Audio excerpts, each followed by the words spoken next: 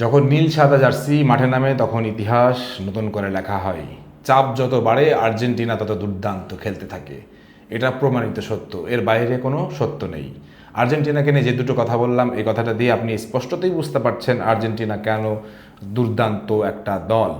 কিন্তু ইতিহাস বলছে যে যেই দল সাধারণত বিশ্বকাপ জেতে তাদের মধ্যে ওই ক্রেভিংটা কমে যায়, তাদের পরবর্তী বিশ্বকাপে তাদের অবস্থা হয় খুব শোচনীয়। এরকম মানে প্রচুর উদাহরণ আমরা দিতে পারি। কিন্তু এই উদাহরণও তো আছে, পরপর দুইবার বিশ্বকাপ জিতেছিল ব্রাজিল, পরপর দুইবার বিশ্বকাপের ফাইনাল খেলেছিল ফ্রান্স। সো এই উদাহরণও কিন্তু আছে।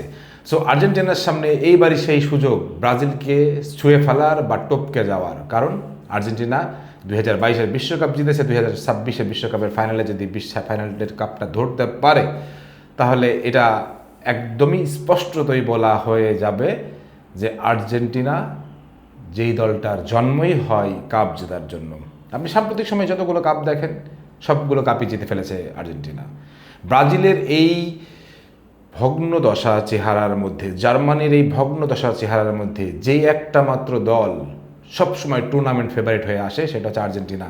কিন্তু বাকি দুই দল জার্মানি এবং ব্রাজিল তারা কিন্তু এখনও সেই জায়গাটায় পৌঁছাতে পারেনি আর্জেন্টিনা যেই জায়গাটায় পৌঁছাতে পেরেছে। এখন প্রশ্নটা হইল 55 জনের যেই দল, এই দল দেখে আমরা কি বলবো? এই দল দেখে আমরা বেসিক্যালি কিছুই বলবো না, কারণ 26 জনের দল নিয়ে আমরা অনেক কাটাছেড়া করব, অনেক কথা বলবো। কিন্তু এই 55 দলের দল থেকে আমরা যে ধারণাটা করতে পারি সেটা হচ্ছে যে আর্জেন্টিনা বিশ্বকাপ জিততে যাচ্ছে। এটা আপনাকে মাথায় রাখতে হবে। মেসির সাথে এক ঝাঁক তরুণ এবং মেসির সাথে জিতে আসা সেই সকল খেলোয়াড়রাও আছে যারা 2022-এ বিশ্বকাপ জিতেছিল। সো তারা এবং এই তরুণ সব কিছু মিলায় আর্জেন্টিনা দলটা কেমন হলো সেটা নিয়ে একটু আলাপ করব। কারণ হলো এই আলাপটা 26 জনের স্কোয়াড যখন ঘোষণা হবে তখন এই আলাপটা অনেক জমজমাট হবে, অনেক সুন্দর হবে। কিন্তু এখন আমাদেরকে যেটা করতে হবে সেটা হচ্ছে যে স্ক্যালোনি কি চেয়েছিলেন এবং কি করতে চান সেই ব্যাপারটা নিয়ে একটু আলাপ করি। প্রথমত আমি যেটা দেখতে পাচ্ছি সেটা হচ্ছে যে পাওলো দিবালাকে নেয় নাই, পাপু গোমেজকে নেয় নাই, এটা নিয়ে অনেকে কথা বলতেছেন। ভাই, ইটস নট ম্যাটার, এটা ম্যাটার করে না। মানে যেই পজিশনগুলোতে তাদেরকে রাখা হয় নাই সেই পজিশনগুলোতে যাদেরকে রাখা হয়েছে দে আর ওয়ে বেটার, ওয়ে বেটার।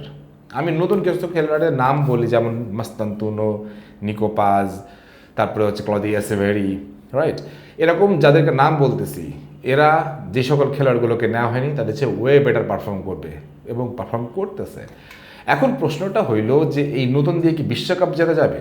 নতুন দিয়ে বিশ্বকাপ জেতা যাবে না বলে স্কালোনি 2022-এ যারা যারা বিশ্বকাপ জিতেছে মোটামুটি তাদের থেকে সবগুলোকেই, প্রায় সবগুলোকেই রেখে দিয়েছেন। উনি খুব ভালো করে জানেন অভিজ্ঞতা এবং এবং এই যে তরুণের সংমিশ্রণেই আমাকে আবার নতুন কাপ জিততে সহায়তা করবে। কিন্তু প্রশ্নটা থেকে যায় আর্জেন্টিনার ডিফেন্ডিং লাইনে আমার একটা জিনিস মনে হয়েছে, যেমন কুটি রোমেরো স্টিল সে এখনও পুরোপুরি ফিট না এবং সে বিশ্বকাপ স্কোয়াডে থাকবে কেন সেটা নিয়ে একটা সংশয় ছিল বা আছে। সে যদি ফিট হয়েও আসে সে কি ইনজুরি থেকে ফিট হয়ে এসে সেই পারফরমেন্সটা দিতে পারবে? ওটা মেনলি বয়সের ভারে নুচো হয়ে গেছে। সে কি এমবাপ্পেকে ক্রস ওভার দিতে পারবে? এই ব্যাপারগুলো আপনারা একটু ভেবে দেখেন। মানে আপনারা হয়তো আবেগের তাড়নায় বলতে পারেন ডিফেন্ডিং লাইন এখনও সলিড আছে, কিন্তু ভাই আমি বলতে চাই নতুন যে ডিফেন্ডিং লাইনটা আসছে, পুরাতন যারা ছিল সবগুলোর মধ্যেই আমি লিসান্দ্রো মার্টিনেজের কথা বলতেছি, অত্যন্ত ইনজুরি প্রবণ খেলোয়াড়, সবগুলোর মধ্যেই কিন্তু জেতার মানসিকতা আছে, লড়াকু মানসিকতা আছে। কিন্তু বাস্তবতাটা হলো 2022-এর পরে 2026-এ এসে ওই 4 বছর পরে তাদের যে বয়সের যে রিফ্লেকশনটা কমে গেছে এটা আপনাকে মেনে নিতে হবে, এবং তাদের ভিতরে যে ক্রেভিংসটা কমে গেছে এটাও আপনাকে মেনে নিতেই হবে।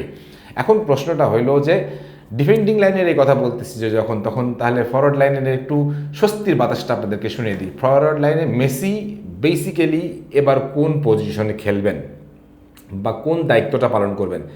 দেখেন, মেসি 2022 বিশ্বকাপে খুব বেশি রান করে খেলেন নাই। যখন তার যে পরিমাণ পাসটা দরকার ছিল, যে পরিমাণ ক্রিয়েটিভিটি দরকার ছিল, তিনি সেটাই করছেন, and that's become Messi. So Messi এবারও হয়তো বা সেই জিনিসটাই করবেন। কিন্তু আমি এবারও বলতে চাই নেইমারের মতন মেসি 90 মিনিটস খেলতে পারবে কিনা এটা নিয়ে আমার অন্তত ডাউট আছে। আপনাদের ডাউট থাকতে না পারে, কিন্তু আমার ডাউট আছে। মেসির সাথে যারা তাকে সঙ্গ দিবে সেটা হচ্ছে যে Julian Alvarez, Lautaro Martinez.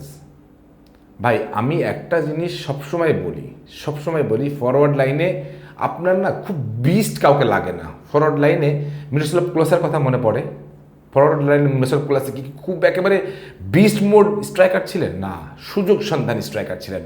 And আমার মনে হয় মানে আমাদের হুলিয়ান আলভারেজ একদমই একদমই সেই সুযোগ সন্ধানী স্ট্রাইকারটা, যার মানে প্রচুর পরিমাণে হচ্ছে প্রেস করতে পারে, প্রচুর পজিশন সেন্স ভালো, প্রচুর পরিমাণে সে হচ্ছে যে অ্যাগ্রেশন থাকে। সো আমার কাছে মনে হয় জাতীয় দলে আসলে আপনার একজন অন্যরকম হুলিয়ান আলভারেজকে দেখবেন। বাট যেই কথাটা এতক্ষণ বলা হয়নি সেই কথাটা হলো মিডফিল্ড। ভাই আমি সবচেয়ে সবচেয়ে সবচেয়ে বেশি রেট করি, হাইলি রেট করি আর্জেন্টিনার মিডফিল্ডকে।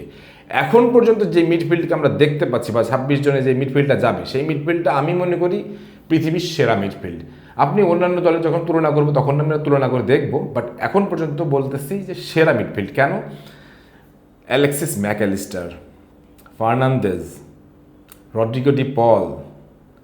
রড্রিগো ডি পলকে নিয়ে আপনি বলতে পারেন যে এই চলে গেছে কইটা কই খেলে টালে।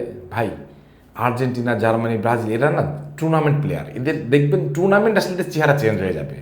আপনি বুঝতেও পারবেন না যে এই লোকটা ওই জায়গাটা এত বাজে খেলতে পারে, মানে জাতীয় দলে তো সে ভালো খেলতেছে। এই তিনজনের ট্রায়ও তার সাথে আবার ব্যাকআপ থাকতেছে হচ্ছে যে একদম নিউ কামার কিছু ট্রায়ও। এই ট্রায়াগুলোকে আপনি মোকাবেলা করতেছেন, আপনি একবার ভাবেন।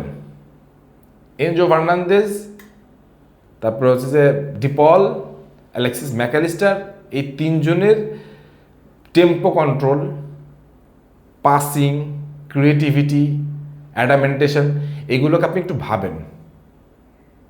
2022-এই তারা যখন নতুন ছিল তখন যারা যে দুর্দান্ত খেলছে, 2026-এর সাথে কতটা পরিণত হয়েছে, সাম্প্রতিক সময় কতটা ভালো খেলতেছে। এই যে 2022-এ তারা নতুন ছিল না, এই নতুন কিছু খেলোয়াড় কিন্তু এবারও আছে এবং তারাও দেখবেন এবার দুর্দান্ত করবে।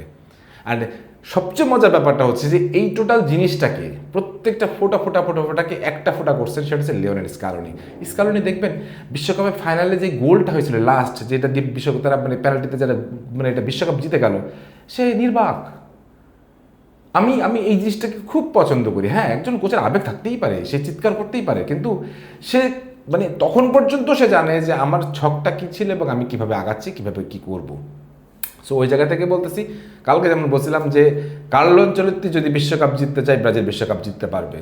আর স্কালোনির ক্ষেত্রে আমি যেটা বলতে চাই, স্কালোনি বিশ্বকাপ জিততেই যায়। কারণ স্কালোনি চিন্তা করে যে তার কথা বলার একটাই মাধ্যম, সেটা হচ্ছে তার পারফরমেন্স। মুখ দিয়ে সে কথা বলে না। স্কালোনিকে দেখবেন না প্রেসে এসে হড়হাম্বা হুড়হার করে কথা বলে যাচ্ছে, বলবে না, কারণ সে খুব ভালো করে জানে তার পারফরমেন্স তার হয়ে কথা বলবে। এবং সবচেয়ে বড় যে জিনিসটা বলতেছি, টুর্নামেন্ট টিম বলে আমি তিনটা দলকে, আর্জেন্টিনা, ব্রাজিল এবং জার্মানি, এই তিনটা দলের মধ্যে আমি সবসময় একটা জিনিস খেয়াল করি, হু দ্য প্লেয়ার ইজ। কিন্তু আপনি ওই পিচে নামাই দেন 90 মিনিটসের মধ্যে তারা জান দিয়ে খেলে, স্বার্থের সর্বোচ্চটুকু দেখায়। এবং আর্জেন্টিনা সম্পর্কে এটা সবসময় কথা বলা আছে, প্রচলিত আছে, আর্জেন্টিনাকে আর্জেন্টিনা বানাইছে তাদের অদম্য লড়াকু মানসিকতা। তারা কখনো হাল ছাড়ে না, তারা 90 মিনিটস পর্যন্ত চেষ্টা করতে থাকে, চেষ্টা করে যায়, এবং সেই জন্যই তারা আর্জেন্টিনা। এবং সাম্প্রতিক সময় আর্জেন্টিনা যদি আপনি গ্রাফ দেখেন, তাদের পরিসংখ্যান দুর্দান্ত। ব্রাজিল যেমন কিছুটা হলেও ধুঁকতেছিল, সেই ধোকার জায়গাটা আর্জেন্টিনার নাই।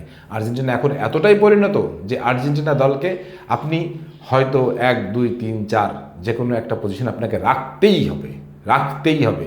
কারণ দলটা যখন আর্জেন্টিনা, তখন আপনাকে না রেখে কোনো উপায় নেই।